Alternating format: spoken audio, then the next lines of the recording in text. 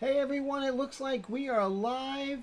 Welcome to yet another live stream. We made it to another Wednesday. I hope everyone is having an amazing week.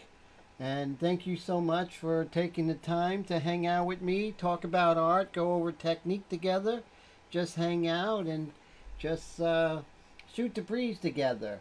So I'm really excited. So today we're going to go over some details. We're going to do some airbrush techniques and we're going to do some paintbrush techniques, kind of nice balance it out. We have our wet palette right over here, which is really excellent. So I'm excited to share some wet palette techniques with you all and everything like that. So that's exciting. And so let's see who we have today. Mr. Bobby, Raffin Customs, how are you? Great to see you. All the way from Cape Cod. We have Patty C from Illinois. It's wonderful to see you, Patty. How are you today? And we have Astral Solari from the UK. Wonderful to see you. How is everybody doing today? So I'm very excited. We're getting towards the, I don't know, maybe about 75% done right now. I've done a lot of work off screen, you know, as well as this is week number 5, I believe. So I think we're going to have one more week of this. And I already have the new idea pretty much percolating right now in my mind. So I'm excited about that. Hey, Mr. Rick, how you doing all the way from Canada? How's everything? I'm so glad you're here. That is so great. And thank you so much, Astral. It's a pleasure to see you. It's a pleasure to see everyone. I'm so excited. So today we're going to, right now I have, one of those custom shields that I make. And I am going to come in with a deeper reddish orange color. And just, right where the zygomatic bone is, which is also called the cheekbone, and bring that down. So that we're going to do. We're going to get a little bold with the airbrush, because you have to be. Oz, how are you? How you feeling, my friend? It is so good to see you all the way from the Atlanta area. How's everything out there? Are you guys having a cold spell in Atlanta? So right here, it's pretty chilly. I mean, not by winter standards. It's 34 degrees, so it's kind of seasonable at this time of night here in the Northeast. About 5 miles from New York City right now, and so I love the winter. I love when it gets dark early. I love that we can sort of relax and take it easy. There's not much activity going on, so I'm in my studio and sort of like the creature comforts, So what I'm going to do is I'm going to look for my paintbrushes for today. And these are the paintbrushes I'll be using. I got these at Hobby Lobby, and they're the Master's Touch. They're really nice, And I got them on sale and they were like 40% off. And I think they were like $1.50 each, but they're pretty good quality, I have to say. So I'm going to get them out now. And here's a set that I have, which is by Royal and Langnickel, which I got at Hobby Lobby. So, Mr. Roy, how's it going? How's everything? All the way from New Jersey. And we have Michael McClung all the way from the Maryland area. How's it going? Great to see you guys. Thank you so much for hanging out with me on this chilly evening. So, when we're doing paintbrush techniques, even with the airbrush, even on an airbrush painting in acrylic, it's good to use different kinds of. This one right here is a shader, or like a flat. And this way, if I want to get a larger area, this would be good to do. Maybe come over here or something like that, So I'm so glad Mr. Roy is here, all the way from Jersey. And, ooh, look at this guy. This I got from Rosemary. And this is a synthetic, and it's a pointed round. And has anyone ever got purchased brushes from Rosemary? She's really great out of the UK. Really love those brushes. Most everyone who used those brushes loved those brushes. Here's another one from Rosemary and Company. And this is a pointed round synthetic. I use them for acrylic and for airbrush, which is good. And of course, you know, you always want to have this. This is your color wheel for your values, for your hues. And over here you can have your complementaries, your split complementaries, your tetrad and triads, your shades. Really great to have. So if you don't have one of these, definitely pick one up. You will be very happy you did. And if you take my mentorship course, that is going to be a must-have, you know, when you're painting. So it's always important. So right now, I see there's a darker part with a zygomatic bone. So I'm going to figure out how to get that color. While I'm doing that, I want to thank God for giving me the ability and the roof over my head and the studio and the blessings to have this live stream, the great people who were here. I just want to, you know, thank God for that, and thank you all for being here. It means so much to me. So I am going to hit that dark, and we're going to find out exactly what value we're going with. Alright, so now I'm going to figure out how to do that. So the first thing I'm going to use is I'm going to use your standard orange with just a little bit of yellow, right? So I have Wicked Detail Orange, which is wonderful. We'll shake that up really well. Got our cups, and we're going to have a good time. You really want to shake that up. I got the tea kettle going, so in a few moments, after I mix this, I am going. So, alright, so I know I have to mix this hue. And I do have my very own way of mixing color. So if you're interested, I will have a which is very interesting. In the future, I am going to have a online course, but if you take my mentorship class, it comes with it, so that's pretty cool. So what I'm doing is finding my hue,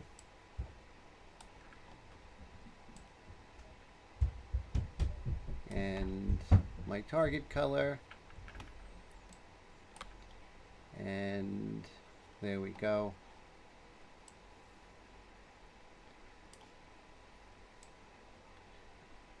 Okay, so now I'm going to use my target color here, my hue, I'm sorry. So remember, your hue can't be in two places at once, right? You have to start out with a hue. So always remember that.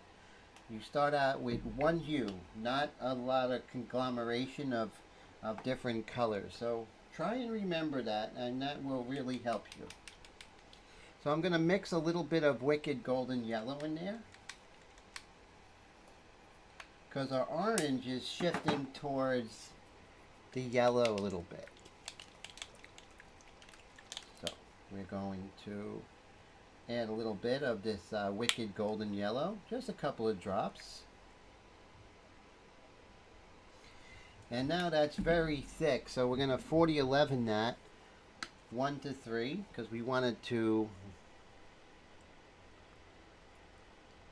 be nice and thin.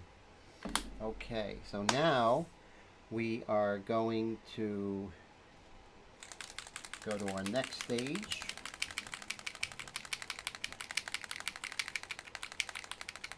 Now I'm going to mix this with my palette knife here. So how's everyone doing today? How's everything going this week? Are you Are you sick of the winter, guys, or are you enjoying the winter? I enjoy the winter. I could see myself living in Canada or Sweden, someplace where it's cold a lot. I kind of like the weather. I know I'm a weirdo, but I always did, ever since I was a kid. Oh, great. So Michael says, Tim, his go-to brush, that is a Artist Loft 18-0 Vienna. Oh, wow. I got to... and you get that at Michael's, right? So I got to check that out. I'm going to write that down. Let me write that down because I'm going to pick up that brush with your recommendation. So let's see. So we're going to go with I love your work, so definitely I'm going to take your advice. Artist Loft 18-0 Vienna. Now is that a tiny brush, my friend? So now I have that. And guys, get a lot of these cups. I mean a lot of them. It's important. Oh, great. Oh, man. So in the UK, you guys get a lot of rain. Isn't that true, Astral? So are you used to it, or you just never get used to it, my friend?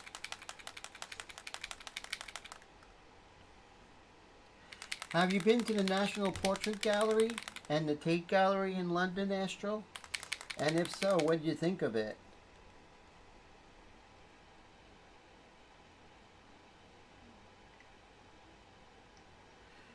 Okay, now we'll just kind of mix that together. We might have to add a little bit more of this gray. And now we'll mix this together.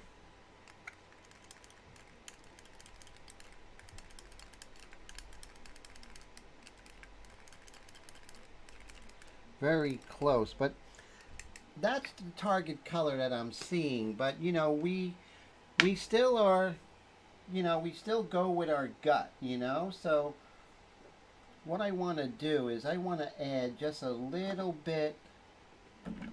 Let me look at my reference here. You get overwhelmed with all these paint bottles, so you got to make sure you put them away after you work. So I'm going to look at this and maybe just a little bit of pink. So I'm going to put the tiniest little bit, and I'm going to do it like Mr. Steve Leahy does it. Can't go wrong with Mr. Leahy's techniques, right? That's for sure. So definitely, if you haven't been catching Steve Leahy's live streams, I super recommend it, you know. So I'm just going to take a little bit of this, and I'm just going to add it with a paintbrush. I'm going to do it a little bit different, inspired by Mr. Leahy, but a little bit different. Okay. And we're just going to put some of this in here. Just deepen that color a little bit.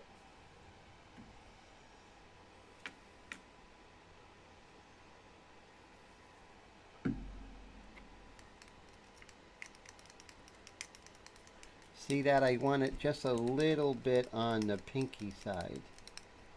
Okay. So this way, you know, when Mr. Leahy does it with the brush, basically what's happening is that you're not over mixing it. You're just changing the color slightly, which is really good. Mr. Todd from San Diego, how are you? Oh, I'm so glad you're watching, and good luck on that call. And thank you so much from all the way from San Diego hanging out with us. I appreciate you. So we need more 4011 with this stuff, right? So let's make this happen. Just a little bit, not much. Plastic palette knife. Really good. Much better than those wooden sticks, because you go through them And this you just wipe free and there you go, ready to mix the next time. So we're going to use the Extreme Patriot 105, Extreme Patriot Arrow right here. And Astral says he loves going to London. He used to go when he was 16 on his own to check out the art exhibitions. It helped with my art history lessons. That must have been an amazing resource, huh, Astral? It's like me in the Metropolitan Museum of Art and, you know, the Guggenheim, the Whitney, the Museum of Modern Art. I'm kind of spoiled as well, like you are, being in a major cosmopolitan city, right? So we are reaping the benefits of that. So now, just got to make sure my airbrush is working correctly. Look at that, guys. I'm getting a beautiful, beautiful, nice spray. You know, and I did not strain my paint. That was not a good thing. Always strain your paint. Always, always. There's never a reason not to, right? So, I'm going to lower the pressure here with the pack valve. And now here is the zygomatic bone as it comes over here and ends right pretty much in the middle of the eye. Right there. And then the maxilla is right there. But as the zygomatic comes down here and then attaches over here to the maxilla, there's this cheekbone area. And you see I'm actually getting that little deeper of a color right now in this zygomatic bone here. Our model has beautiful high cheekbones, right? So we definitely want to achieve that. And let me go to my painting. And you see that dark kind of comes down. And with the airbrush, you can always lighten up with your... You can always lighten up with the orange and white mixture. So never feel like, you know, trepidation in doing that. Just attack it, you know. And so that's pretty cool. And yeah, art history was so much fun for me. It was hard work because, you know, it was a lot of studying, as you know, Astral. But I fell in love with 19th century French neoclassical painters, you know, David and Ingres, you know, those guys just blew me away and changed the direction of my art forever when I was 19 years old. So as you can see, we're getting this really nice deep value here, which I love. And it is a little hard edge, but that's okay because we're going to soften that up in just a little bit. But I definitely wanted that to be richer. And believe it or not, that's probably going to be it for that color. But what I'm going to do is I'm going to lift this off and I'm going to see if I could add some of this color in her hand. So see how I kind of enriched the zygomatic bone there, which was important. And we'll put that dark right there. Again, boldness, right? You want to be bold with the airbrush and then be meticulous with the paintbrush, right? I think that's a great combination, you know. Bold with the airbrush, meticulous with the bold with the airbrush, meticulous with the paintbrush. I think that's going to be my motto soon.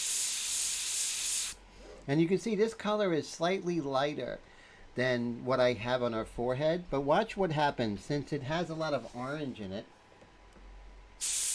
it actually turns white. And that's the chemistry of paint going through the airbrush, right? So the more you play with this stuff, the more you're going to be used to it and kind of understand what happens before it happens.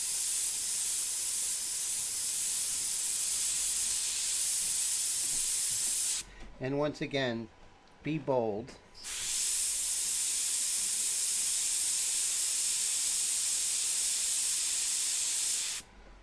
And see, I'm putting that in her nose because it's cold, right? Her nose is going to be red.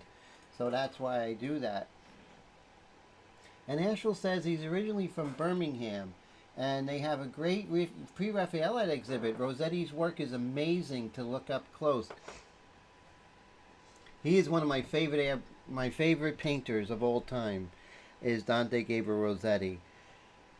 So you must be just amazed. I've seen a bunch of Rossetti paintings in person at the Fogg Art Museum in Cambridge, Massachusetts. And that was amazing. I'm right there with you, Astro. I'm in love with the fact that Rossetti was a poet as well as a painter. And I write poetry as well, which is a lesser known thing that I do. So I love how he called them sister arts, and a lot of his paintings would illustrate his poems, and some of his poems would illustrate his paintings. And that was just, you know, really out of sight. Really love that. Okay, so believe it or not, I'm almost done with this color. I know, but we'll come back. But let's look at her hand. Where can we use this color in her hand? Is this color in her hand? So what I'm going to do is I'm going to explore that. And let's see.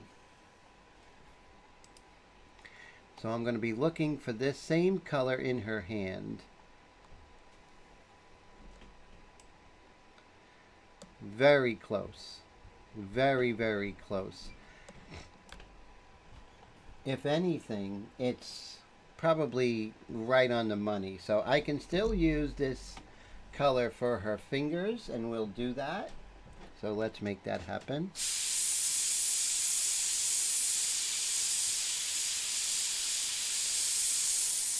And we can paint in some of the shadows of her knuckle, the wrinkles. Never tell a woman that she has wrinkles in her hands. That's a bad thing. But we can say it right now because we're painting.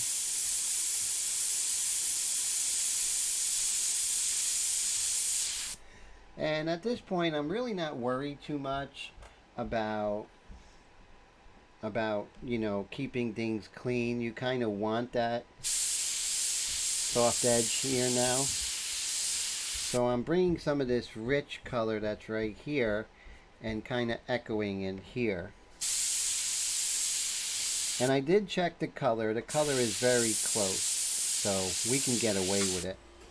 And I'm going to come back and be very meticulous with the paintbrush. So remember, bold with the airbrush, meticulous with the paintbrush. That's pretty much my motto now. Kind of turned that corner. Mr. Brad Mummery, all the way from Manitoba. How are you, my friend? It's so good to see you. So this orangey color, which we had at the zygomatic bone, is really working on the hands there. On her hands, not the hand. Let's pull this over.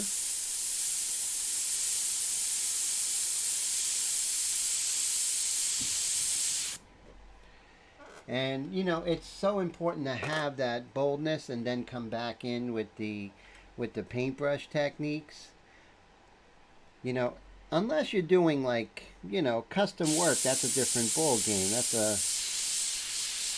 a whole nother ball of wax. But when you're doing illustration, you know, if you're using the same paint but applying it with something different, there's still the same medium. Right? So it's still the same.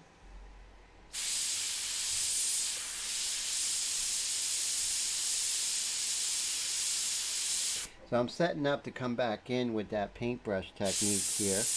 And this orange color is really so luminous, and it's a wonderful shadow because it's getting reflection from the pomegranate onto her hand, which is really nice, you know.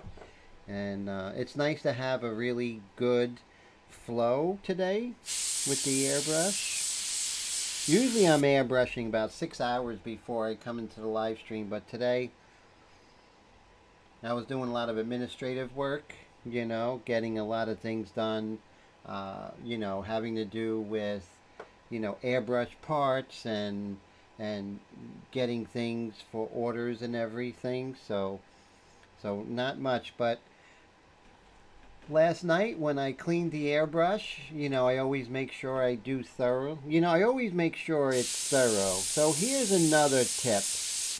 Never go to bed without cleaning your airbrush. That's going to be one of the best tips you'll ever hear from any artist in airbrush, is always make sure your airbrush is clean. And I'm going to do a video on how I clean this. And I don't clean it like other artists do. I really break it down after everything, because I need this to work perfectly as if it was brand new.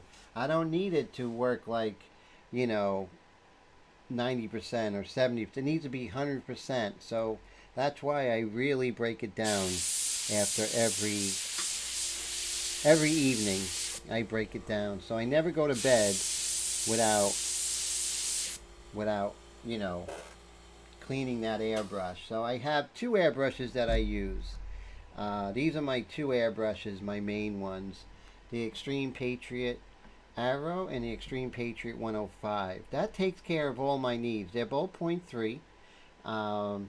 They're as precise as possible. You see how far that needle comes out.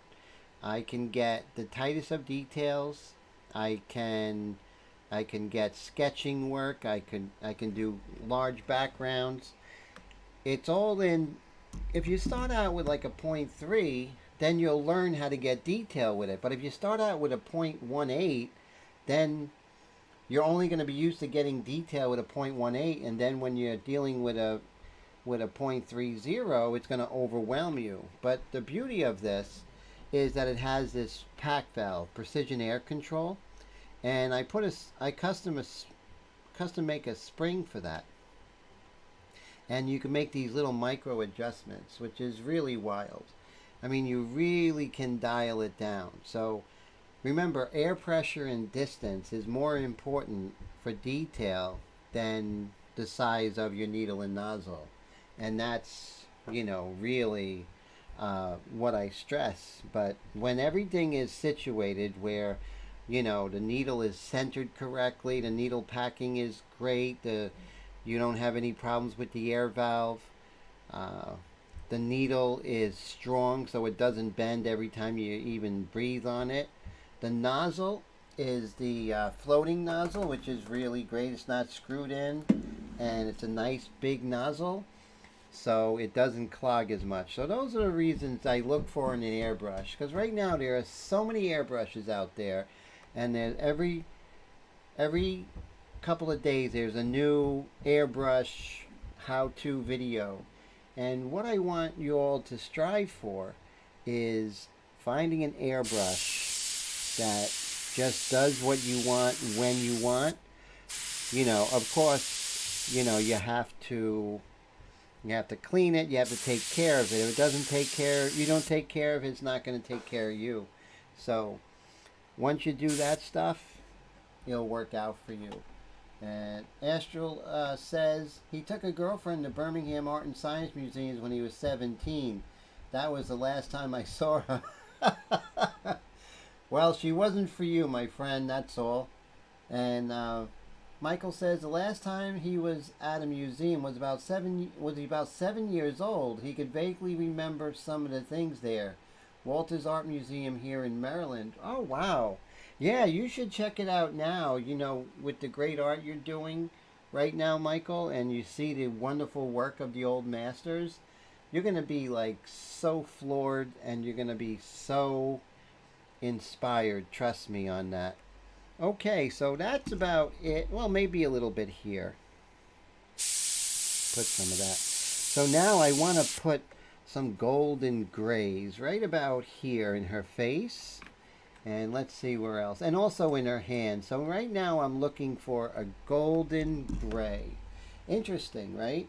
But you can't look at it as a golden gray, with my way of mixing a color. And it's, so right now I'm going to look for that golden gray. Beautiful golden gray. Beautiful, beautiful.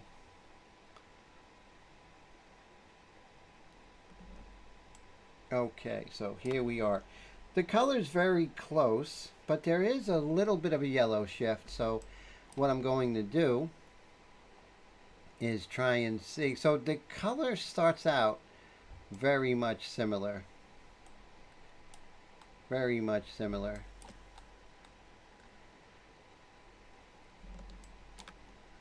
Let's see. Very close. I think it's the actual hue that's different. So we're going to go ahead and look at the hue, which is the color you start out with, right? So, okay, so we're looking at the same color we start out with. And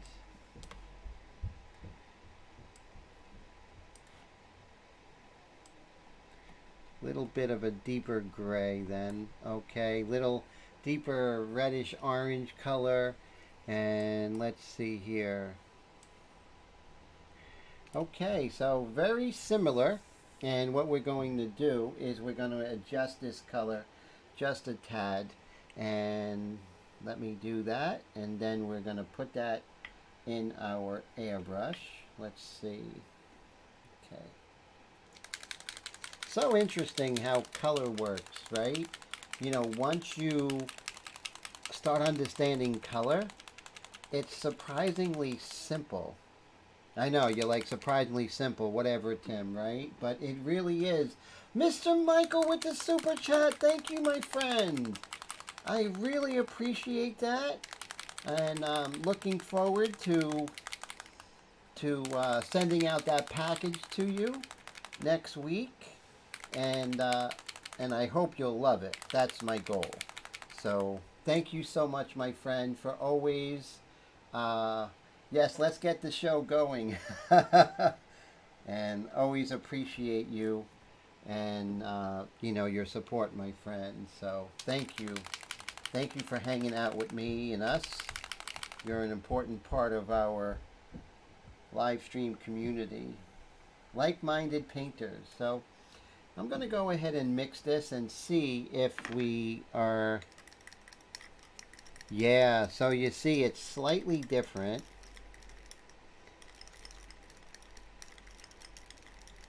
Just a little bit deeper. Okay, so it's gonna actually translate as yellow because it's less of the orange. So think about that. It's a little interesting. So I'm gonna empty this out and look at my little portable thing I got there. I'm going to expel the paint that's in there. We're going to run some water through it. And we're going to be great. So, Mr. Michael, thank you for your support and your friendship. It means the world to me, sir.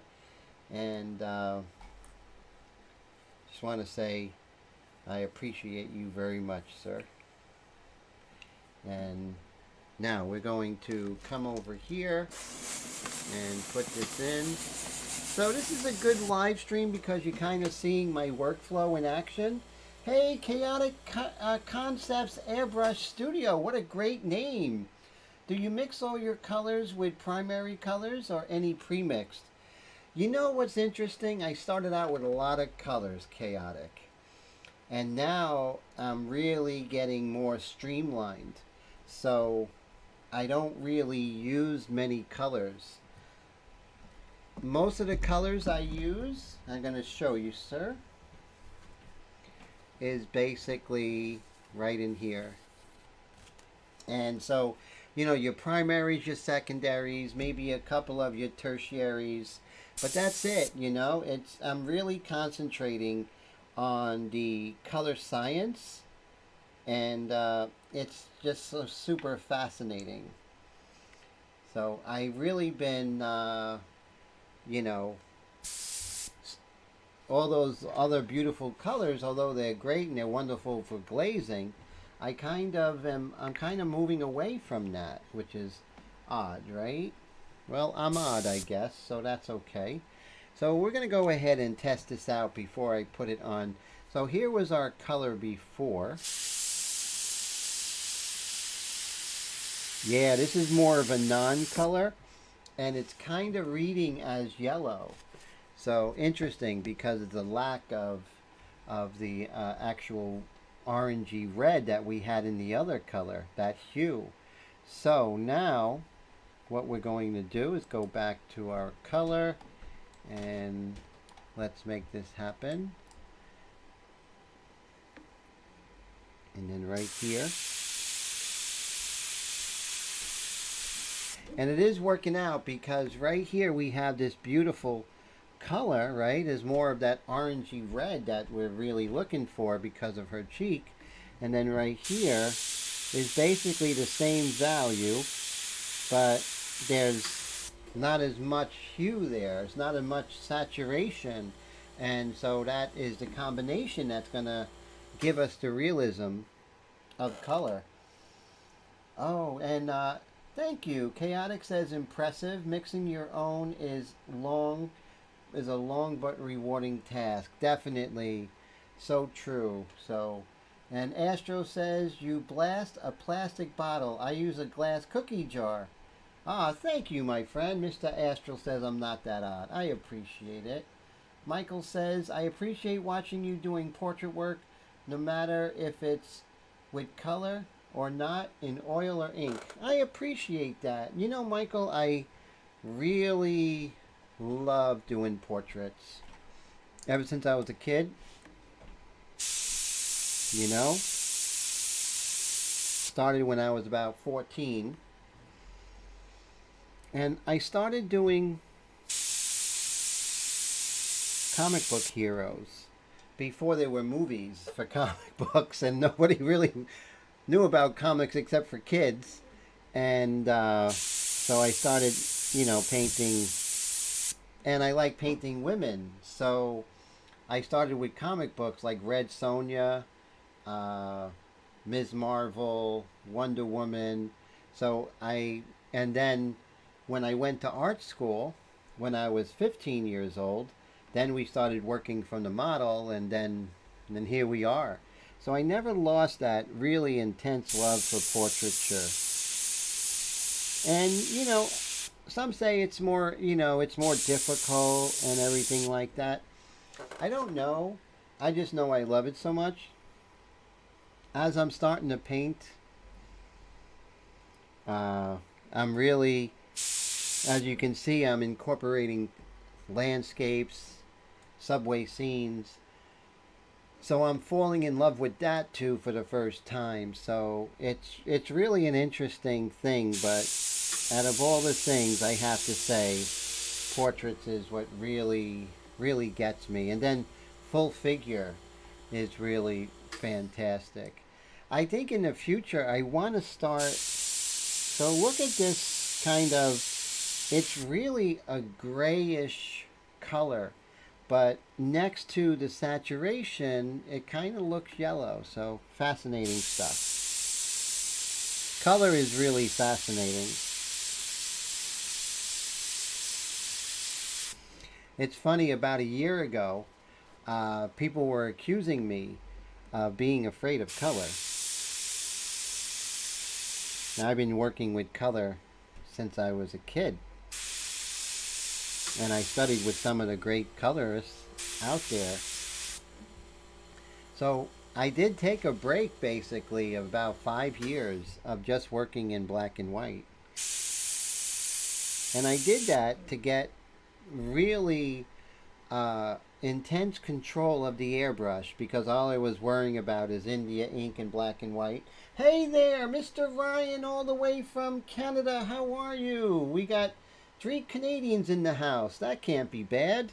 That's great.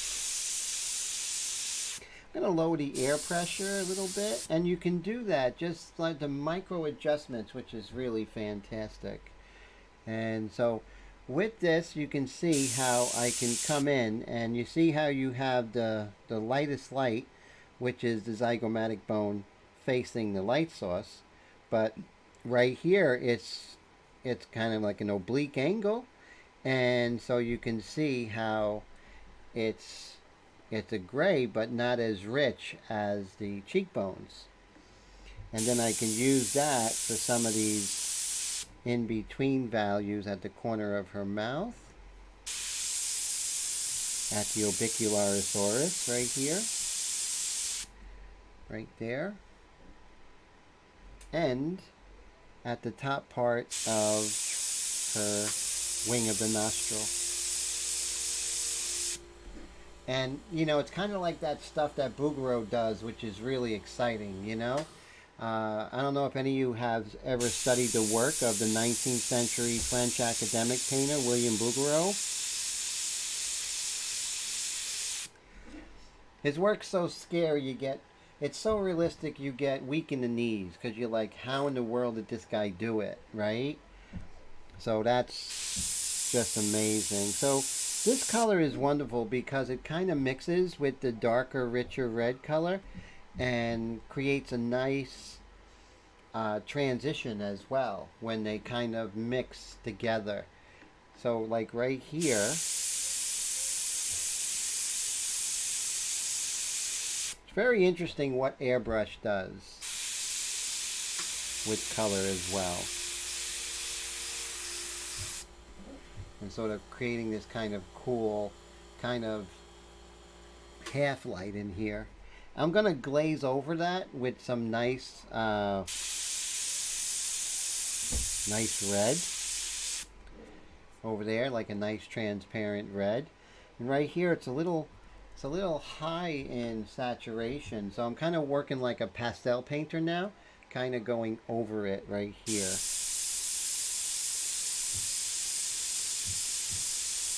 Kind of calming that down. Yeah, I'm probably going to go back into it and make it richer, but, you know, go back and forth until you find that happy medium. And I'm going to take this kind of gray-yellow color, and I'm going to find a home for it on her fingers. And then we can hit the highlights, and then it's really going to work. And get that turning, right, everybody? That's what we're looking for, that turning. So after this, we're going to come in with some paintbrush and do some really nice tight detail with the paintbrushes and the wet palette by Redgrass. Mr. Ryan says she's looking awesome. Thank you, my friend. I appreciate it. I'm enjoying painting her very much. And so right now, it's really nice because I'm able to kind of get a nice kind of soft half tone, and then we can come in with the paintbrush and get some really nice detail in her hands. Loving the texture in the trees. Thanks, Ryan. I love white birch. It's my favorite tree, especially when it kind of like peels, and you know, it's just we get a lot of white birches here in northeastern United States, right? They're everywhere. So that's pretty cool. And so now we're just going to continue with this yellowish color. And what it's doing is it's kind of calming down the abundance of pink, which there is pink in her hands, but we're just calming it down a little bit. And if we need to, we can come back in with it. And then what I'm going to do is maybe come in with some of the orange mixture a little bit and sort of hit some of these lights. I think would be a good idea.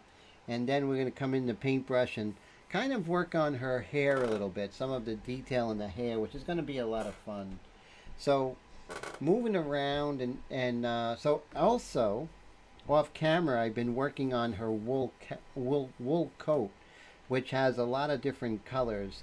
So I'm kind of pumping that trigger, going with the mid-tone, then pumping the trigger, going with the light. In the shadows, I come in with a darker value and, you know, use my freehand shield for that and just keep going. And then probably I'll finish her up off camera during the week, and then next week we'll put the finishing touches on her eyes and nose and lips, and then we'll kind of resolve the background. I think next week God willing, we should be done, and I have another painting in the works, like the ideas in the works, so that's exciting. And Michael says, I think they say if you burn some of the bark off the white birch tree, it keeps the mosquitoes away. Oh, that's interesting. And there's a lot of white birch bark because it sheds it, right, Michael? So that's interesting. So there might be some of the sap that they don't like, right? That could be it.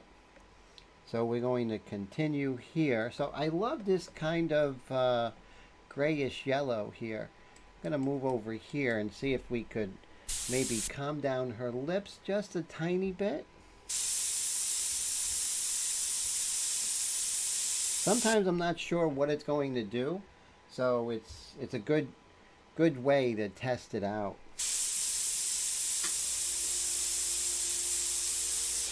There we go. And what it's doing now is that as I'm kind of dusting this over, it's creating more of that kind of soft focus thing, and then I could come in and refocus it. Like right here in her lips, it's a little hard edged. And in portraits, it pays to have softer edges, you know, and then come back in with paintbrush. So the paintbrush is beautiful for hard edges and detail, but the airbrush is beautiful for ambiance and getting a mood and surface texture. So they work together just magically, which I really am excited about. And then we can just keep coming back. So, and let me know if you all agree that it's a lot of back and forth with the airbrush, right? Going in, going dark, lightening it up with the orange and white mixture, going dark, lightening up with the orange and white mixture, that kind of back and forth, and then coming in with the paintbrush. Sometimes people use colored pencils, and I like that, but that is for like, so I like the 70-30 rule, which is every airbrush painting is 70% airbrush, 30% everything else. So for me, it's 70% airbrush, and probably like 25% paintbrush, and maybe 5% colored pencil, if that. Because too much of it, a little bit's okay, but too much of it might get in the way of the varnishing or the clear coating, whatever you call it. And so that's cool. So Michael says he's not 100% sure of that with the white birch, huh? But that's pretty cool. Definitely. So I'm just going to soften up some of these edges here. And we are getting that kind of William Bouguereau kind of feel. You know, and you notice, like, in nature, color is really super unsaturated. And we're just going to see if I can push in some of the dark there. I don't want to go too far, but I'm liking it. Okay, so Mr. Dave, how are you, my friend? 75-25-5, yes. Always a pleasure, Mr. Dave, and thank you for your wonderful support to the channel. It just is such an honor for me, and I just want to say thank you from the bottom of my heart. Did you get my email on the parts that I'm waiting on from my friends over at Badger? And so Dave, so Dave's waiting on that. I just want to let him know that, and I want to thank you so much for trusting your artwork with my customized Extreme Patriot Arrow. Means the world to me, sir. Dave, always a pleasure. How's life out there in Lawton, Oklahoma? I'm getting better, right? I'm getting better. So with everybody, it might take a couple of weeks. But everybody, it might take a couple of weeks before I remember exactly where you are, which I didn't ask. So if you're still here, Chaotic Concepts Airbrush Studio, could you tell me where you're from if you don't, if you want to, of course. I always love knowing where you're from, and you know, and it's my way of remembering you. So if you're still out there, I'd love to hear where you're from. And it was good today. How's northern life? Well, it was an interesting day. You know, it was sunny, and there was still snow on the ground. So I don't like sunny days when there's snow on the ground because it affects my eyes. My eyes are very sensitive to it, so it kind of hurts my eyes. So definitely sunglasses day. So Now I know I'm going to have to pick up a good pair of sunglasses because March is really interesting. How in the month of March, in late February, March, you still get snow, but the sun is much stronger, and then it's like Glare City, right? It's really rough. Okay, so now we're going to look at where we can use our orange and white mixture. So this is something that I use, those who follow the channel. I'm a real proponent of this orange and white mixture. I even have it here. I made this mixture on the 24th of January. And so we're going to shake that up. We're going to put that in the Extreme Patriot 105. And it's always good to do shaking away from my painting, right? That was a piece of dry paint, thank God.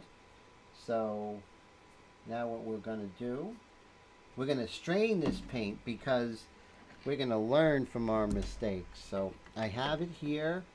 I have my paint strainer. Well, that doesn't have the little strainer guy in there. Doesn't have the little screen. So I gotta find one with the screen like that.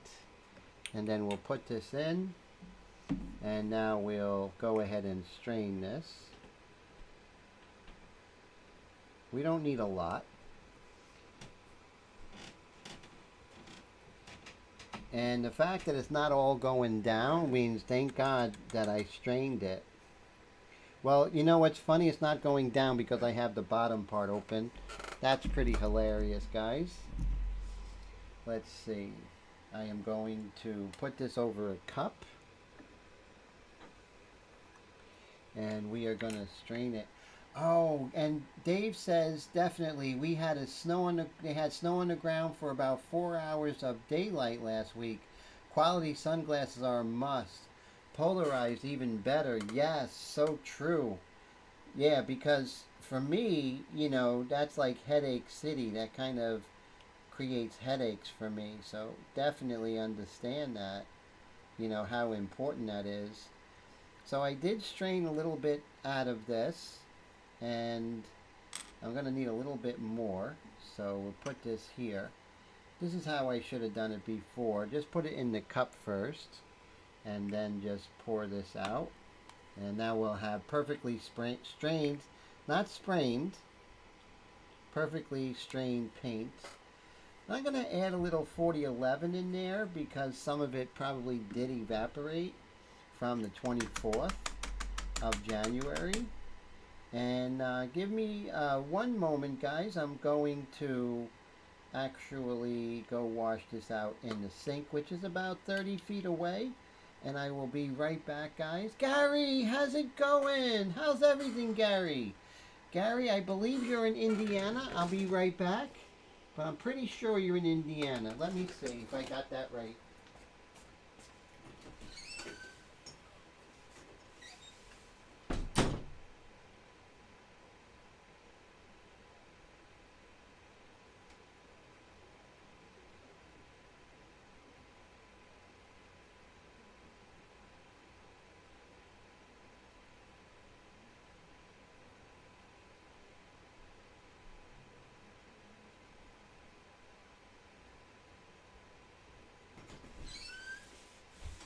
Okay, my friends, so I did go ahead and clean this out. I'm going to put it back in the drawer here.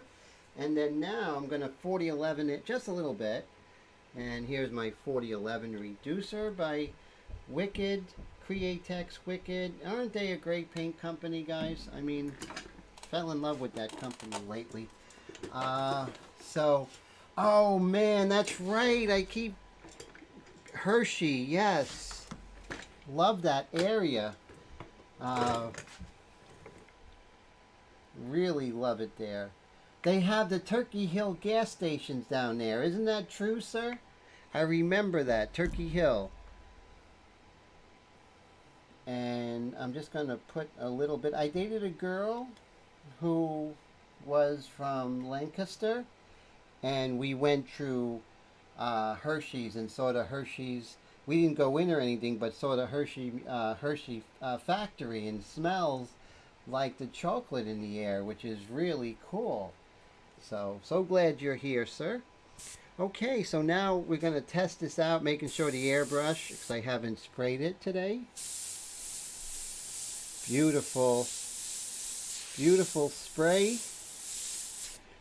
We're happy. Now, as they said in Pulp Fiction, he says, Vincent, are we happy? And he goes, we happy. That's how I feel right now about this spray. So with this, I'm going to be about 6-7 inches because I don't want to blast it in one area. Then I'm going to get a like a hard line, and I want to kind of soften it up, right? So I'm going to be about 7 inches away. Remember the inverse square law. The further you're away, the larger the cone is, and the weaker the spray is. So that's what you want. So we're just going to... So notice as I'm spraying from about 6-7 inches away, what's happening is that she's becoming much more unified and softer. And then I'll come back in and sharpen her up, and as it goes. And it's just a way of softening it up and coming back in. And then right here, a little more powerful of a light sauce there. We'll put that in. Here we go. And let's see. Maybe we can do it in her hand a little bit. The roads are paved in brown chocolate color. The street lights are Hershey's Kisses. That is so cool. Love that. I love chocolate. And Dave says that his wife and kids are moving to Carlisle this summer for a year, and there were a few years ago beautiful historic areas in Pennsylvania. I will encourage them to visit Hershey while there. Oh yeah, that's incredible. And so Carlisle, where is that? In that same area, New York and Lancaster area, sir? I do love Pennsylvania. The southeast part of Pennsylvania is really pretty. Definitely agree there. And so as you can see, and it's all like setting up for the next stage, right? So it's like coming back in, going back out, that sort of thing. And then we can come back in with the other color, kind of balance it out, and keep that going. Now, there might be a little... See, the orange mixture works when you have a darker color that will combat blue shift, but when you don't have the orange color, oh, Centralish, very cool, very cool. Isn't that where Andrew Wyatt painted? Where is that? I forget the name of it, but yeah, where Andrew Wyeth lived, the great American painter who died, I think, about 10 years ago. Now, what we're going to do is see about right here, and then we're going to go back in. So I guess we're getting away with it. So I'm going to just paint the lights in her finger here. And then I'll come in and I want to paint the pomegranate again. So I'm not going to worry about being so careful at this point.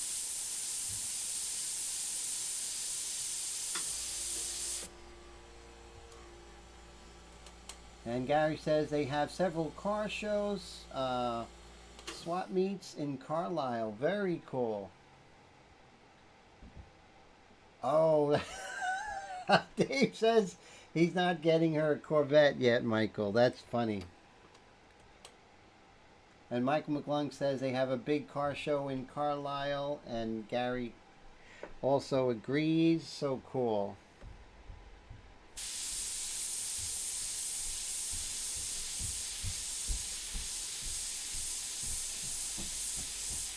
So now you can see I'm using the Wicked paint, right? And you know, a lot of people will say, Tim, why don't you use the illustration because it's more geared towards your artwork or anything? So here's my thinking. Starting about, what was it? Maybe 9 months ago when I started working in Wicked Paint, I chose Wicked as opposed to the illustration because I want to have the ability to go ahead and paint on a car, to do custom work and have someone else do the the clear coat. So that's my thinking. I want to be able to maybe do a hockey helmet or something like that. So the idea of learning a medium that you can paint on anything is super exciting. And I love the illustration colors, don't get me wrong, but I do like the ability of this stuff sticking onto anything, right? So that's really wild. So that's my thinking. And I recommend, if you're big on the illustration colors, you might want to have that kind of thought process in mind, right? That's something to think about. That was my thinking. And what I'm going to do is I'm going to dust over the orbicularis oris here, just to assimilate that a little bit.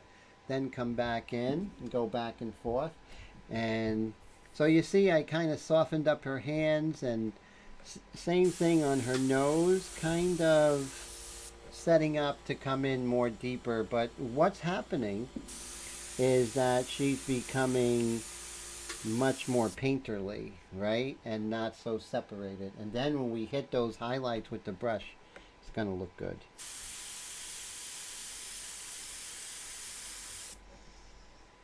Okay.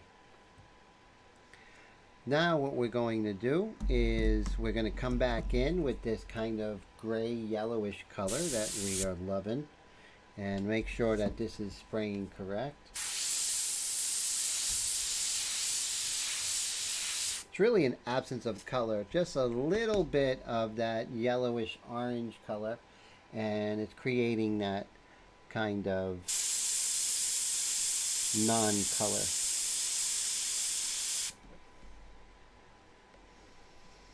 Which is everywhere.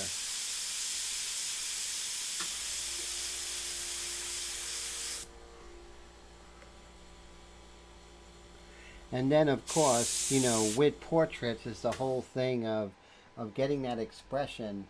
Air Todd says, Tim, those cups are from Amazon. I believe there's a link in the description. They are. And I got like the 500 set or something like that. So you're going to use a lot of them. I highly recommend it. So definitely pick them up. I'll send a link later this evening anyway. But it should be in the description field of this video. I'm pretty sure it is. And if you click on that description field and that link, full disclosure, I get a teeny tiny commission. And I do mean teeny tiny. But it's good to tell you. But there's no difference in price with you by using the link. See right here on top of the lip, it's not quite light. I mean, it's not as light as the light area. It's a half tone, and it's that yellowish kind of gray.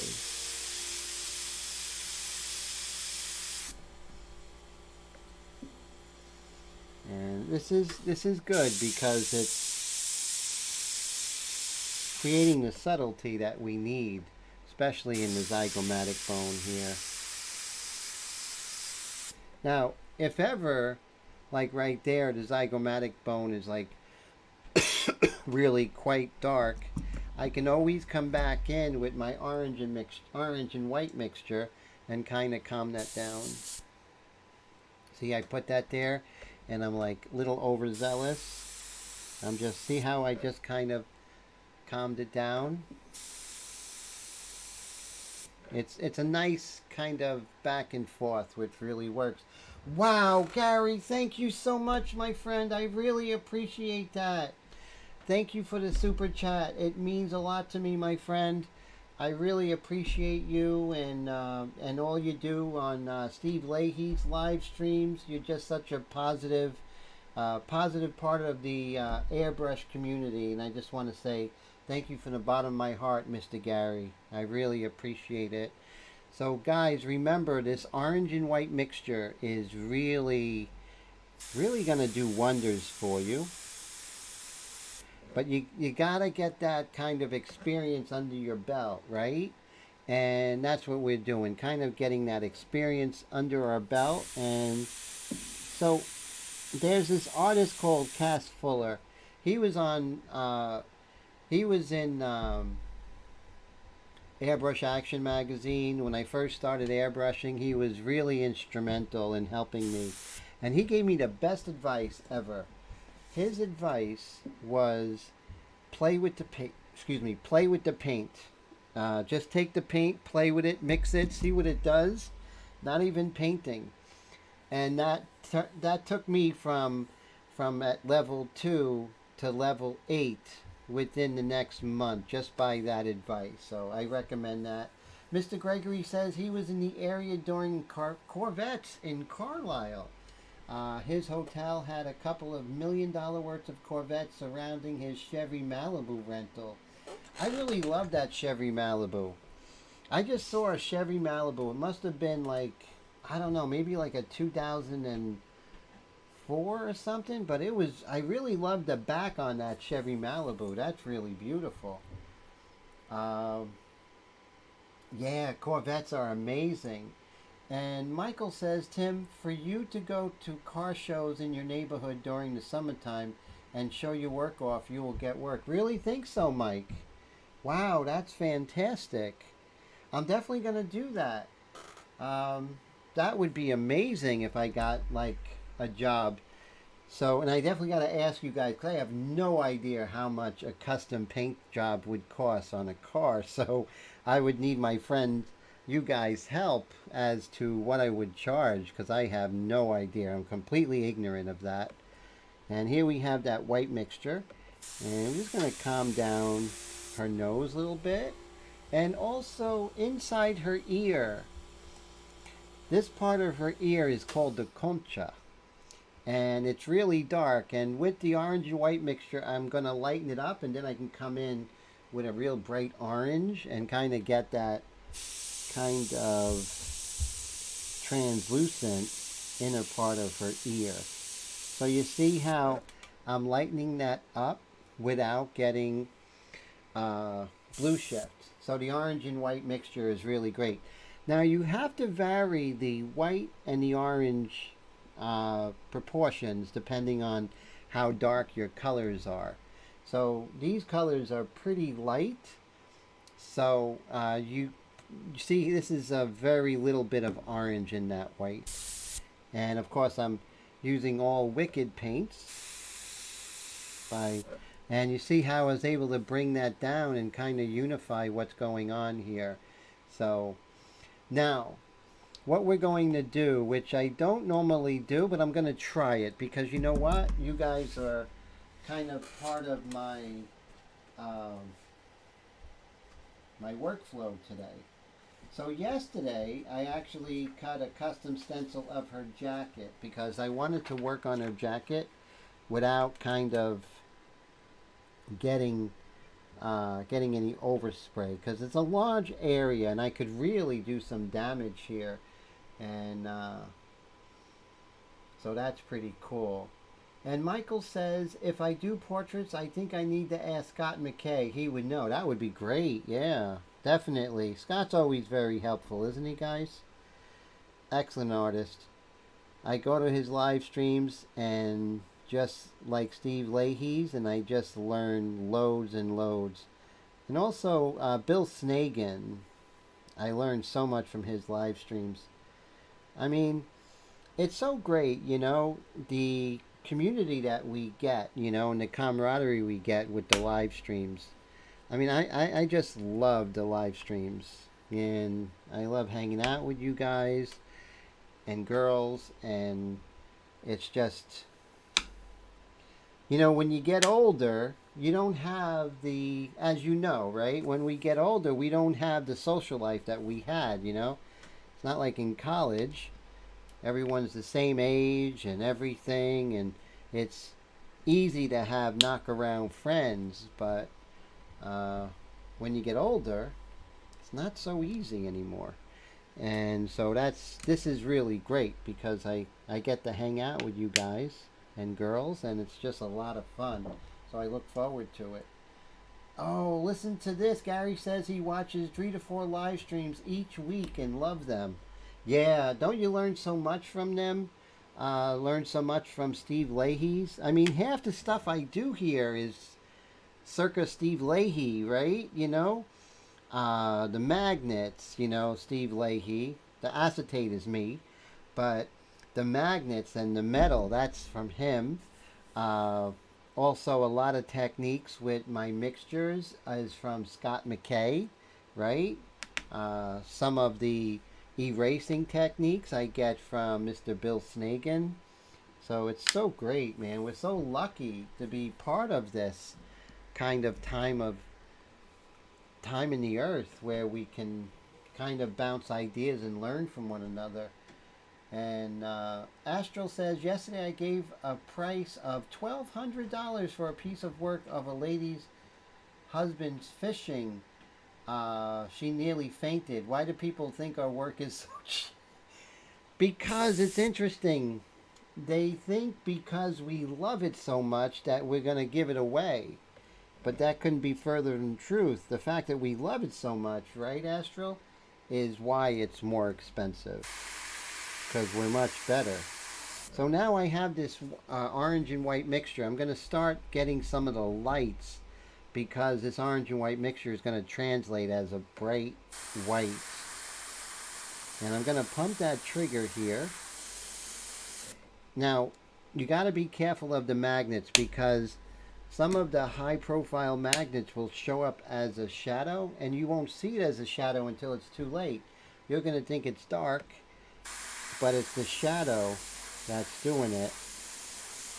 So now I'm just going to hit the lighter areas, and what it's going to do two things. It's going to assimilate those other colors and kind of smooth it out, which is really great. Now I'm going to make sure I'm getting a spray because you know how white is. See how nothing's coming out? So I'm going to do the low-hanging fruit. I'm just going to blow it out. I'm going to pick the needle and let's see if this fixes it.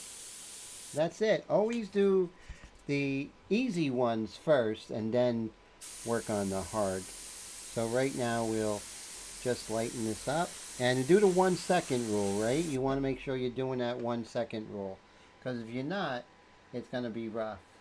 And so Michael watches 3 to 4 as well. Yeah, me too. Now I do teach classes with my mentorship program, so I can't make all of them, but if I was free I would be watching all of them, definitely. Just so much you can learn and just get to talk to great people like yourselves. That's just really great. And so right here we're just going to pump that trigger. And like I said, that orange and white mixture is going to assimilate that jacket so it looks like it's not broken up. And same thing over here. It's nice and brighter here. And I move and pump that trigger because then I'm getting the feeling of that wool, right? Or trying to. Don't always succeed. So I do like to move around. See, like right here, it's kind of broken up, this orange and white mixture. And make sure, see how quick you get tip dry with white? It's unbelievable. Hey Ryan, how's it going, sir? Great to see you. How's everything? How's the reptile painting that you're working on? That's going to be great. Is it a viper or is it a lizard, sir? I saw the start. It looks amazing. Bobby says, I think I'm at 7 right now. Look at that, 7 live streams? That's amazing. Yeah, I know you're learning so much from that, Bobby.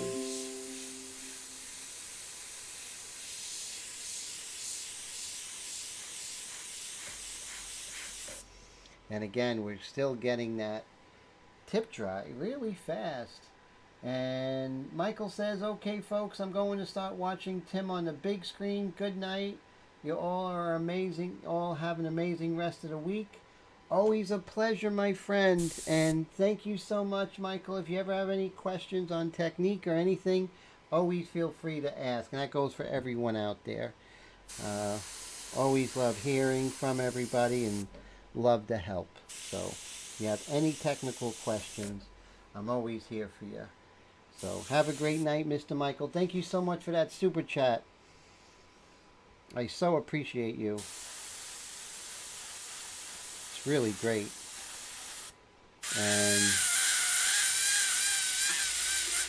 And you see how we're kind of, we can always go back in and, and play with it. So I'm just making sure that I'm evening out some of these values here, and I can come back in. It's all going back, pushing and pulling, going back and forth. That's the way it really works, so important. And again, tip dry. So never think it's you, right? A lot of times it's tip dry. A lot of times it's something in the nozzle. It could be a lot of things.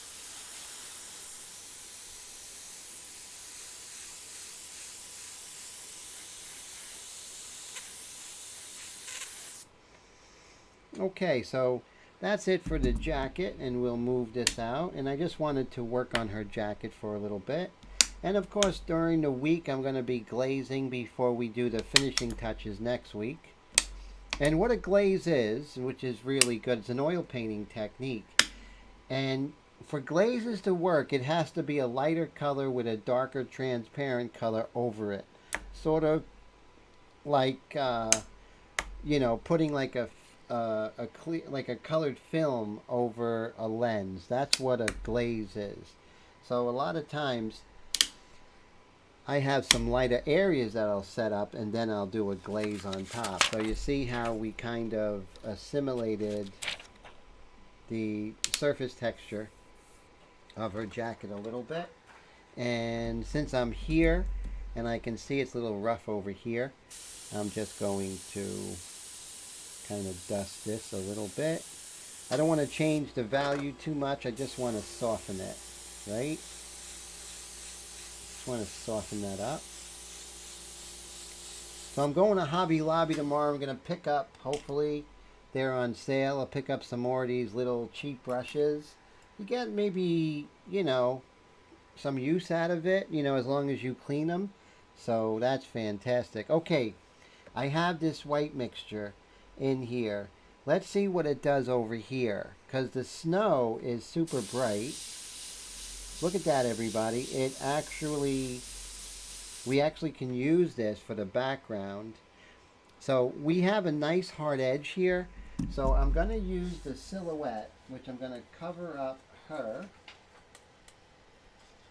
And I know I was talking about paintbrush techniques, but it just seems like the airbrush techniques are kind of ruling the day here, but that's okay. Some days some weeks I just do airbrush, paintbrush techniques. So now we have to make sure we fit this.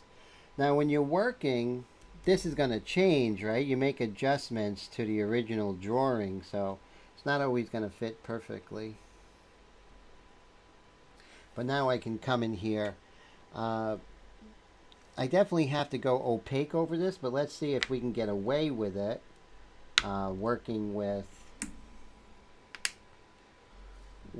the transparent. So we'll see.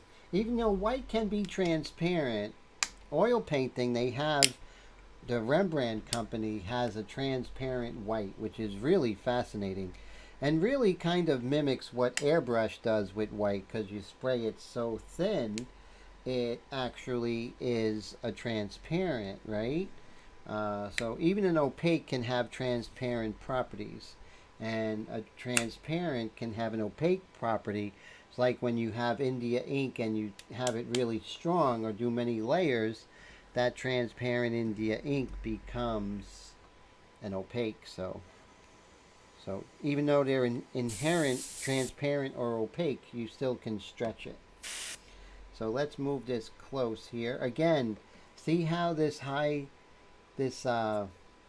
profile magnet, how that is not good in this case because it casts a shadow. And you're going to think that it's darker and you're going to get like, you know, bad values.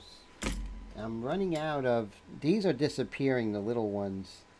I have no idea. They just keep disappearing each week. There's like one left. One left. So what I'm going to do, I think I'm going to do several layers of this white here. But I'm not going to oversaturate, right? We don't want to do that. And got to make sure I'm not overzealous. Yep, see that? I can overdo it. So I've been known to overdo it. Oh, there's another little guy.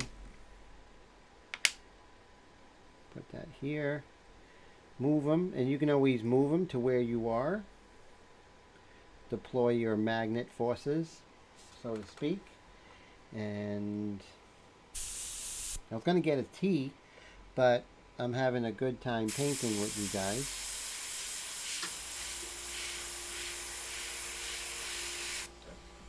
There you go. So now it's working, even though, you know, it's a transparent white. If I just chill out and take my time, I'll be able to slowly cover up what's underneath.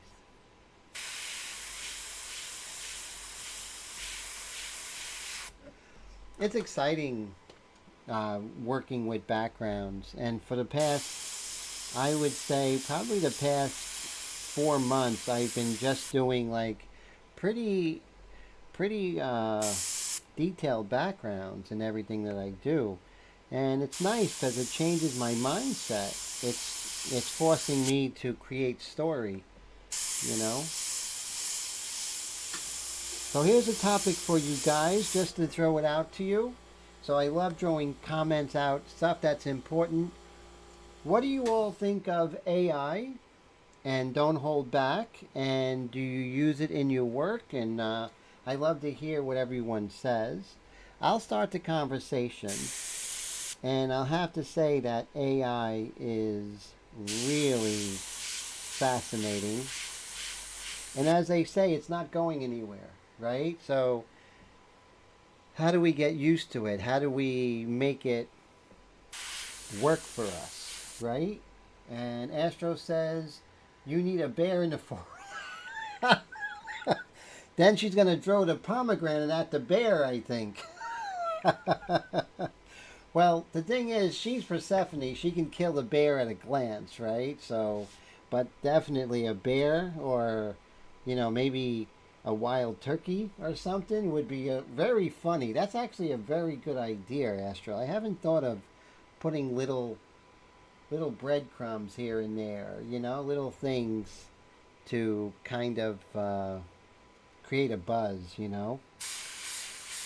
That's a great idea to have something hidden in your painting, right?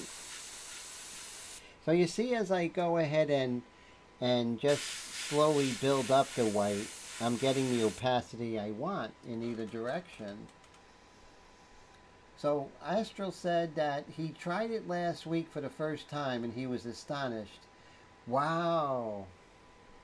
Yeah, it's useful to get. Now, do you recall what you used? Did you use Dolly 4? Did you use Stable Diffusion? Did you use Midjourney? Now Gemini has it, which is, Gemini is Microsoft. No, Gemini is Google. And then we have Microsoft, which is Copilot. I wrote a story a while back ago, like a short story, and I had Copilot actually take my story and bring it into movie script, and it actually did it for me, and it was really amazing. So not only for image generation, but it's really great for so many different things. Now, what I'm going to do is I'm going to, well, actually, I'll continue working here. And it's super soft edged here. So we're going to work over here, this soft edge here. Gary says, with AI, like everything, too much of anything is not good. And it will be abused, unfortunately. That's a very wise statement, Gary. It's true, you know, it has to be an ingredient, right? If garlic is wonderful, but if you have too much garlic, it's no longer wonderful. Or if the garlic is not there where it should be, but it can be such an enhancer, right? So I definitely agree with you there. That's a great point, sir. Yeah, that's so true.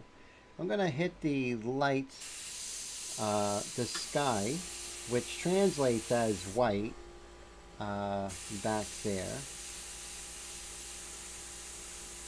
And this is the orange and white mixture, mind you, because it's translating as white because it's already value on the painting, right? So who agrees with Gary? Is it something that we have to watch out for?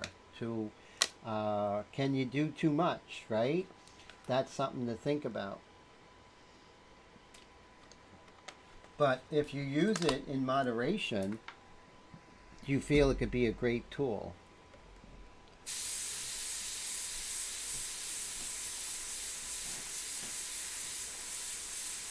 So here I did some paintbrush techniques, but it definitely wasn't the best. So now sometimes the airbrush just does a better job for what you're doing.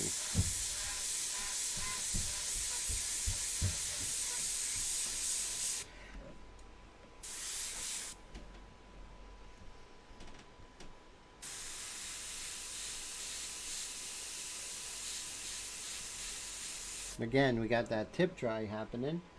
And so Gary says he thinks that AI can and will be great for the most part. Very cool, very cool. I feel the same. Now, Mr. Bobby says he didn't really care about it until my class when we went over it. So Mr. Bobby is part of my mentorship program. We went over AI in depth.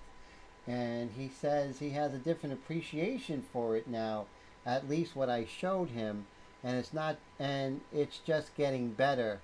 It really is. As you play with it more and more, it becomes liberating. I mean, it's really fascinating. And Brad says he supposes with many tools, some of them can and will be abused, used for no good. So true, yeah. There was just this one young lady, she does a podcast, and literally it was trending on Twitter or X now that she had one of those sex videos. And the poor girl, she wasn't part of it, she didn't do it, someone did it AI, and they put it all over the internet. And it was horrible, you know? I mean, it's just horrible. Could you imagine, your daughter or your wife going through that? It's just so despicable. So yeah, I mean, it's great. It's for great good or great evil. That's what my mom said about the internet years ago. And Mr. Ryan says, agreed. I think it could be useful as a tool, but ultimately it can go past the point of no return. Yeah, we have to keep it in check, right? Checks and balances. It's like with ourselves, we have to keep ourselves in check, right? We're just human. And, we could fall into abuse in anything. Good food, abuse in, having money and, all those different things. It's so easy to abuse something. But I think what with AI, the technology is just so revolutionary that there's no laws yet. It's just so new. So Astral says he has to check. I think it was Night Cafe. Heard good things about Night Cafe, Astral. That's really fantastic. So I'm really liking, to write an email. You could write an email, which is fantastic. It could help you to, if you're job hunting. It could write a resume for you. And the fascinating thing, I'm not telling anyone they don't know, but AI learns. And as you are using AI, it learns what you like. And it learns from you. And that's just incredible.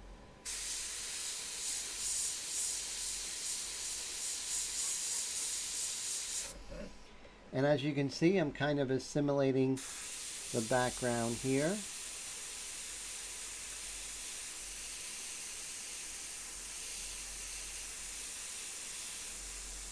And then we have the tree there, and then we have some more background here, and then we paint the trees. So I think the background is going to be a little stronger as far as the white color. 1 second rule, keep me honest. So if I'm going to paint for a second, I'm going to look for a second. Gary, have a great night, my friend. Thank you so much for hanging out, and I really appreciate this Super Chat sticker. And I will see you on the live streams. You know, tomorrow night I have a class during Mr. McKay's, but I'll definitely see you at 6 on Mr. Steve Leahy's. I hope you have a great weekend, sir. And once again, thanks for your great thoughts on AI. You know, some great insights. Thank you, sir. And so as you can see, you know, the background's going to be a little tricky.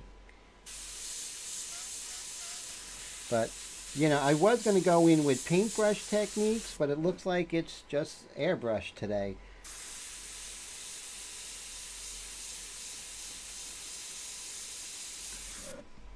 And so just you gotta kind of feel it, you know, feel the day, your painting session, and go with it.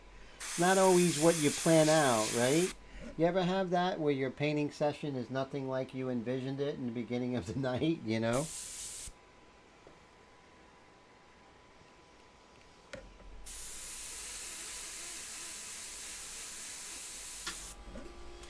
Let's see. Right over here, we can reposition our magnets, redeploy them where we're working.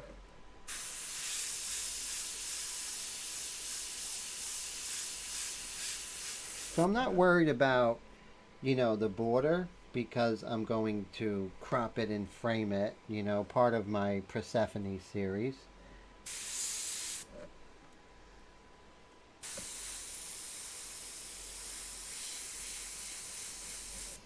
Kind of missed out a little bit of the horizon there, because it is a cold day, you know, everything is kind of misty and cold.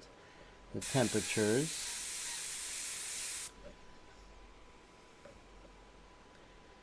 Just keep moving this around. And then, you know, when you come in with the paintbrush, then you can really do some, you know, kind of combine the magic. And it's really nice because when you start, the white is like super transparent, but then as you work it, you know, it becomes opaque.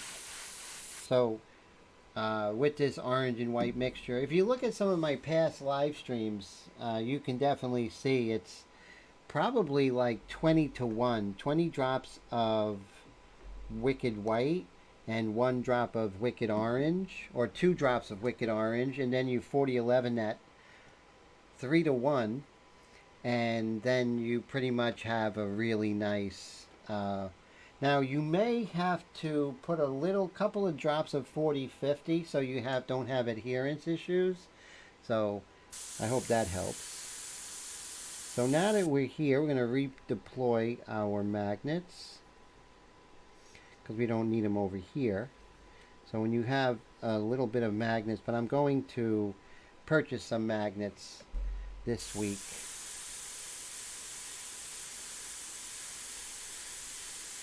I'm just going to give some life to this tree a little bit.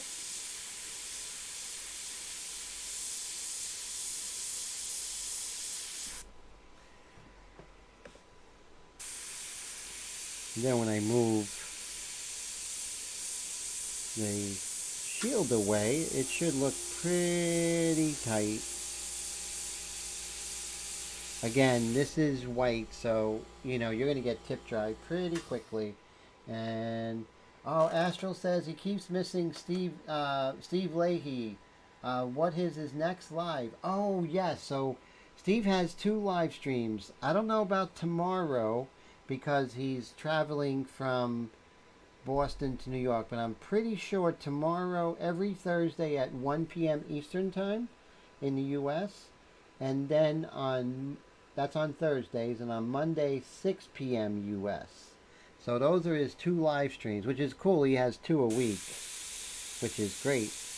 But the one on Monday is on Facebook, and the one on Thursdays is on YouTube. So definitely, I learn something every time I go to his live streams, as I do with Scott McKay and Mr. Bill Snagan. Those guys are great. And a lot of other great artists out there. Oh, Rob, the gentleman, DreadFX. He's very good. I like that guy. He's a great painter, isn't he? I mean, the stuff that Rob does is really nice. I mean, and the energy. He does so many videos. I'm like, you go, Rob. I mean, he is like really pushing out great videos, not bad videos. So really enjoy that. And Ryan says, time to retire for the evening. Long day. Thanks, Tim. Looking awesome. Ryan, always a pleasure. Thanks for hanging out with me. I appreciate that. And I will see you over the week and on the weekend. And thanks for hanging out. And I look forward to seeing you here next week, my friend. Stay warm out there in Canada. And now we're just going to do our layer over here. We want to bring that tree forward. Let's see what we have on this side here.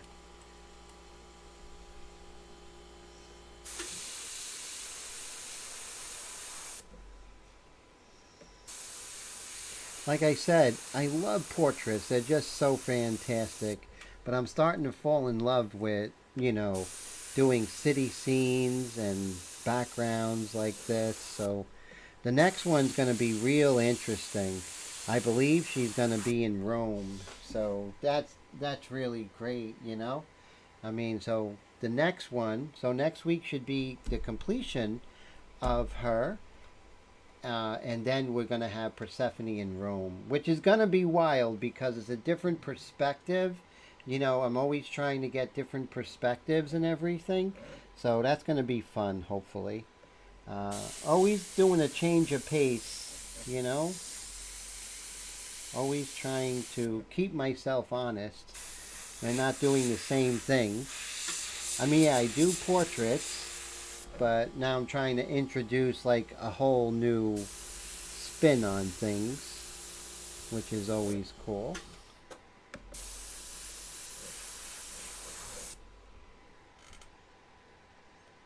Oh, cool. Astral says he still has an Airbrush action magazine with Steve from sometime in the 90s.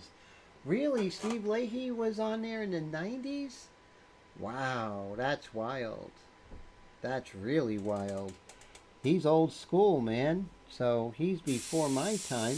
I'm older than him a little bit. But as far as the airbrush world, he's much more experienced than I am.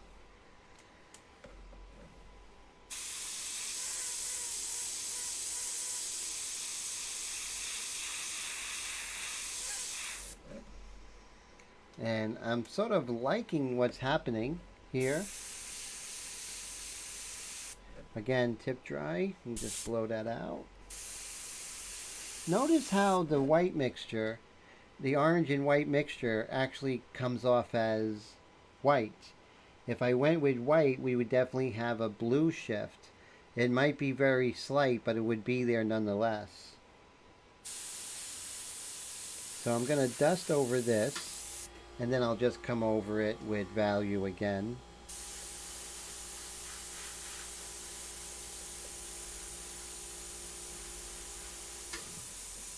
And the fact that it has the orange in it is keeping it from having that kind of ugly bluish color to it. So I'm going to lift this off and we'll see just if it enhanced our edge work. Let's see.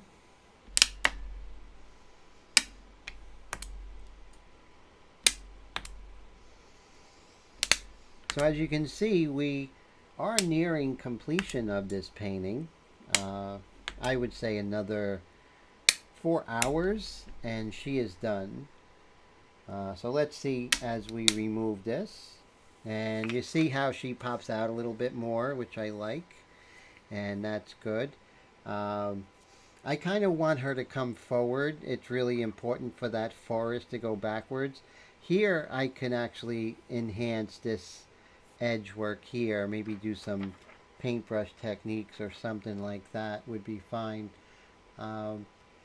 Now, what's interesting is like when I really studied her hair, the dark of her hair was not like a dark chestnut, but kind of like a red, like a bluish color. This is very fascinating when you really look into color. You can definitely see it's like a pale Payne's gray of some sort or something like that. Very interesting. Okay. Oh, wow. Astral says that looks fantastic. Thank you, my friend. So I appreciate that so much, Astral. And you see what I did here, which was pretty cool. You know, with that white mixture really works from the airbrush, the orange and white mixture. The fact that this area right here, the concha, the inside of her ear, that was too dark. So the fact that it was too dark, I couldn't add orange to it because it would just become a really dark orange. But if I went in with white like this and the orange mixture make it lighter, then later I can come in with that orange and really give that translucency to it. So I think that would work. And Astral says blue light reflecting off the snow. Ah, thank you. Thank you so much. I appreciate that. Yeah, I'm having a lot of fun with her. And, you know, it's a labor of love. And yeah, it is taking approximately 20-25 hours. But when you love it, it's okay, right? You know, it's okay if you love it. And that's it. You know, it's all about quality, right, guys and girls? It's all about getting that next level, whatever that is, you know? So that's where I'm heading. So we want to pull out all the stops. So let's see. I like this little guy. This is this is very similar to what you were saying, Michael. I know you're watching on the big screen, but this is Master's Touch 18-0. So very similar to what you were speaking of at Michael's. So is this the same one? Did you say Master's Touch? Because no, you said something a little bit different. So that's interesting. Okay, so I'm going to put a little bit of water here. And we're going to work on her hair. Right here, little sideburns thing here. So I'm going to see. Now, what's really cool is you'll notice, we'll move her over a bit, just a tad, that my paint is still wet. Isn't that fascinating? This is from 3 days ago. There's a description there's a link in the description for this. Guys and girls, honestly, this was something that I learned at Steve Leahy's live stream, and it's by far the most exciting addition to my paintings in the last 2 months as far as a product. And yeah, Astral, you will love this. So very important.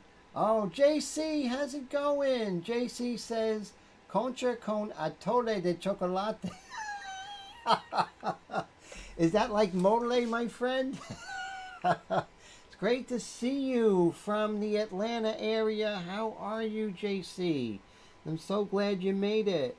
How's everything going? How's the family and everything? So right now we're just going to... Now this is very thin, so I gotta put a little more meat and potatoes in that color. So I'm going to get some brown. Here's Wicked Brown. So I'm using Wicked and illustration. When I am working with the paintbrush, I kind of like working with illustration a little bit more.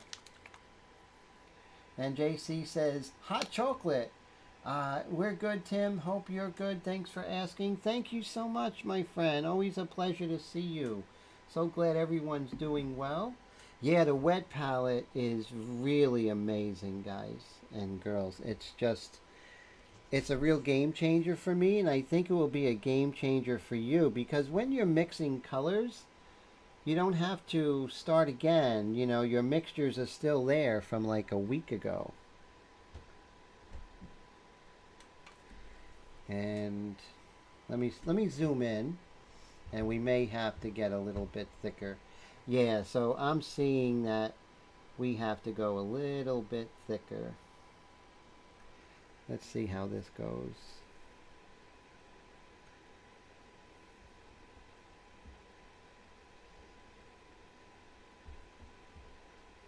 There we go. And that is a little light, so we're going to have to add some dark. So I'm going to get some of my detail smoke. Anyone who knows me knows how much I love that color. So we're going to get a little bit of detail smoke, and we're going to add that because the brown is super transparent, guys. And so that is cool. And let's put a little bit of detail smoke there.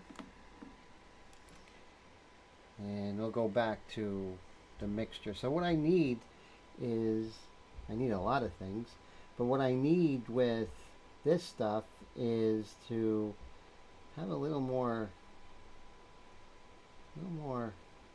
substance.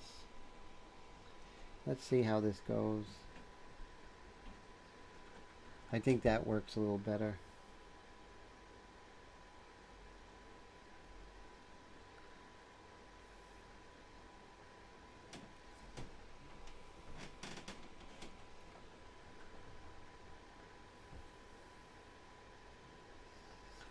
There we go. Just, you know, cute little sideburns on her.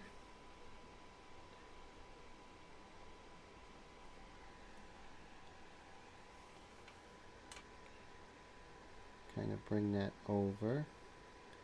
I don't want to go into concha because I'm going to come in and glaze that with a super bright orange to get that kind of translucency of our light.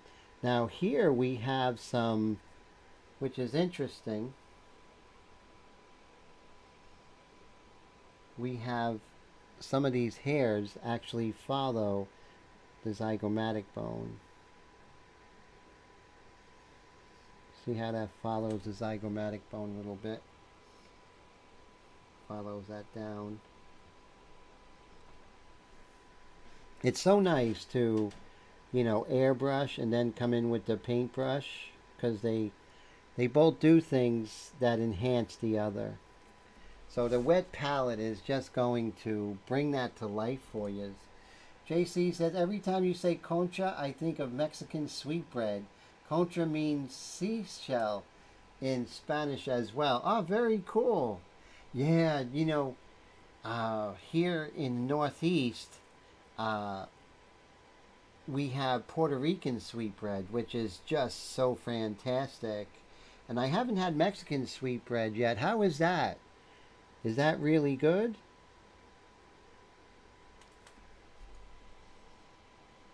Now, I do make bread on my bread machine, and I can make sweetbread. You inspired me to make some this weekend. I'm going to tell you how it comes out, Mr.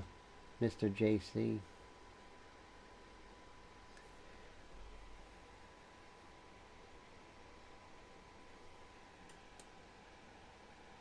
Oh, fantastic. Mr. Airtod says my class is on his list. That was great. Love to have you in the class. We go over color mixing and all that. And so that's exciting. Mr. Dave says it's mainly been what his wife has wanted done lately. At least I am back on the airbrush. Oh, that's fantastic. And Air Todd says, do any of you make a list of projects to do? Definitely, and so that is always make lists, always have a notepad ready and, get your thoughts out there because thoughts are things once you write them down. So that's really cool. And Mr. JC says, it's really good, Tim, but be aware once you try it, you'll be hooked and there goes the belly. I gotta watch that. Yeah, that's something I'm working on. It's funny you should say that. Starting at the end of the week, I'm going to be juicing again, vegetable juicing. And Astral says, how nature makes those shells is amazing. Thank you, Golden Ratio. So true. Mario Livio, Livio, has a great book on the Golden Ratio. He's a mathematician. I highly recommend it. You would love it, Astral, on the Golden Ratio if you haven't already read it. Sounds like you already read it. But he goes over, like the concha, in our fingers, 3 to 2, 3 to 2, how that ratio is always there. It's just so fascinating. And I'm going to come in with her hairs on her bangs. Why not, right? And if I go over and lighten it, I'll just go ahead and go over it again. So see how I come back in with those bangs. And Mr. Bobby says, we have Portuguese sweetbread here. Oh man, the Portuguese rolls are amazing, aren't they, Bobby? We have them here in the New Jersey area. They're really big, Portuguese rolls. I love them. And now see as I'm bringing in back the bangs, and I might lose it again when I come in and paint the forehead, but I can just paint them again, we can just go back and forth, that's all. And and JC says, how's the bread there, Bobby, over in Cape Cod? That's cool. Yeah, the Northeast here, we have great bread, JC. Very similar to Chicago.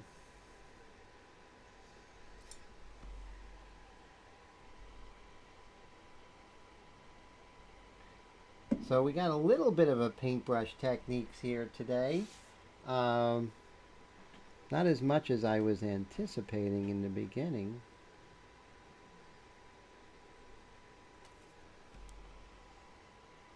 And of course, it's going to start out a little bit darker because it's wet.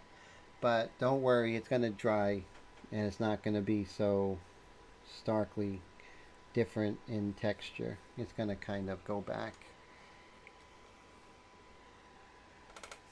JC says, miss Chicago without the cold, of course. Yeah, Chicago has all that lake effect snow, right? And that's amazing.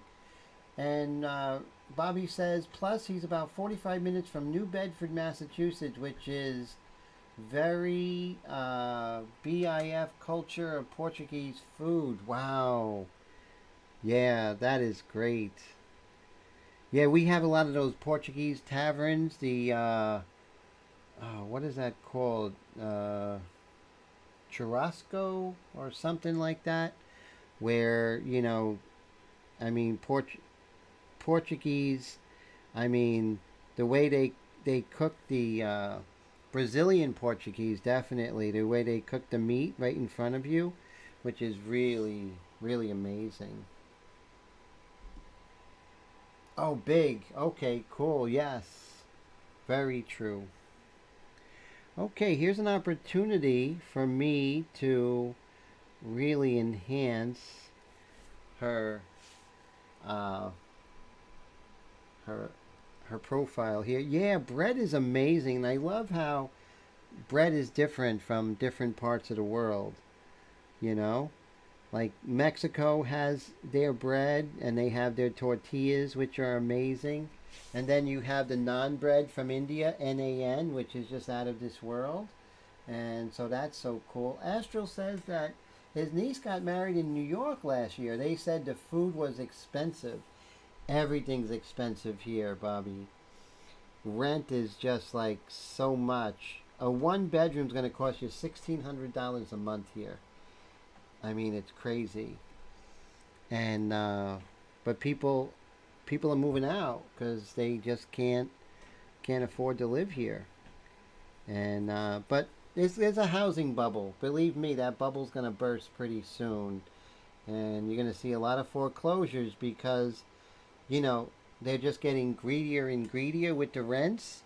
And you know what's going to happen? They're not going to be able to rent them, and they're going to foreclose because they can't afford it.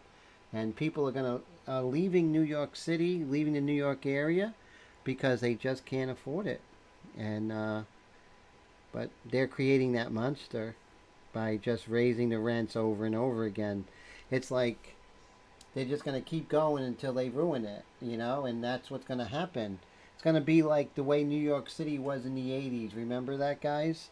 Those of you who are, you know, my age, remember how New York was like a wasteland. When I was going to school in the 80s, there was so much crime. I traveled into the city every day. I lived in the city for a while, and, you know, in the city itself, and it was rough. It was rough, rough, rough. And Bobby says a two-bedroom here in Cape Cod is about $2,300 a month. Yeah, it's about the same here. That sounds about right. In New York City, back when I was a kid, my parents $425 for a three-bedroom, which was like 3 subway stops from Manhattan. Unbelievable, right? How things have changed. So now you can see, you know, I just see these opportunities, and I'll come in and I'll just work on our eyelashes a little bit. Just keep moving around and just keep working it.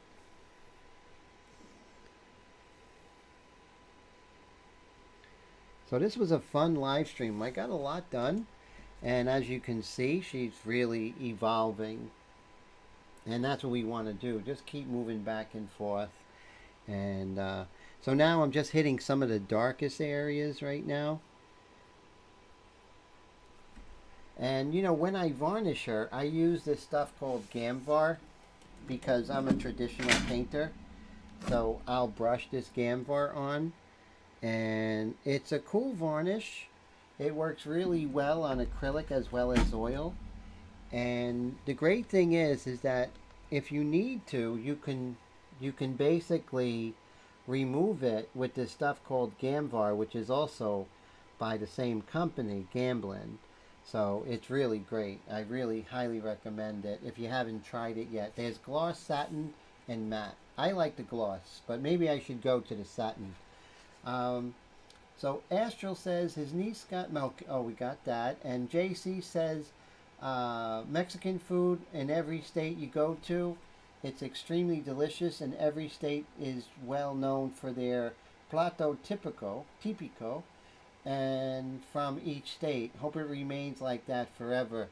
You know, I remember when I was married, my ex and I, we lived in Paterson, New Jersey, which was like 50% Spanish. And when you went to a Mexican restaurant there, it was like this little hole in the wall, but it was like authentic. And we had a burrito, and we actually we shared it, and it had this green sauce. And I like hot food, man, but that was just, man, I was crying. That stuff was hot. I mean, it was unbelievable.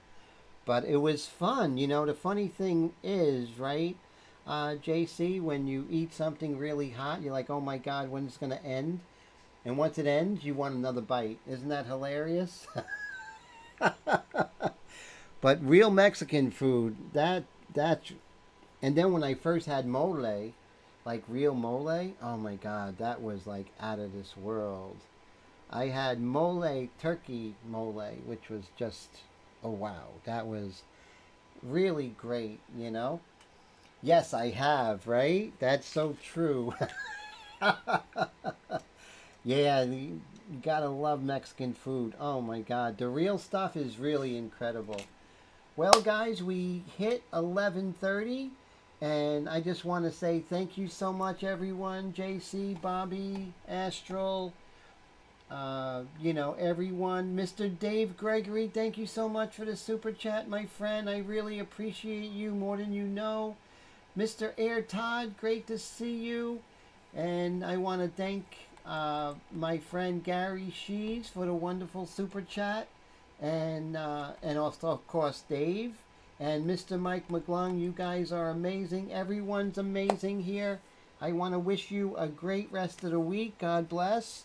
And next week, I'm going to be working on this during the week. Next week, we're going to finish her off and kind of show you how to bring everything together. So thank you so much for hanging out. I always give you guys the full 2 hours. Mr. Brad, thank you so much. And JC says, some call it red gravy. Thanks for a great live. Good night. Thank you, JC and Dave and everyone. You guys, Bobby, you're all amazing. Thanks for making my week, everybody. I really enjoyed spending time with you.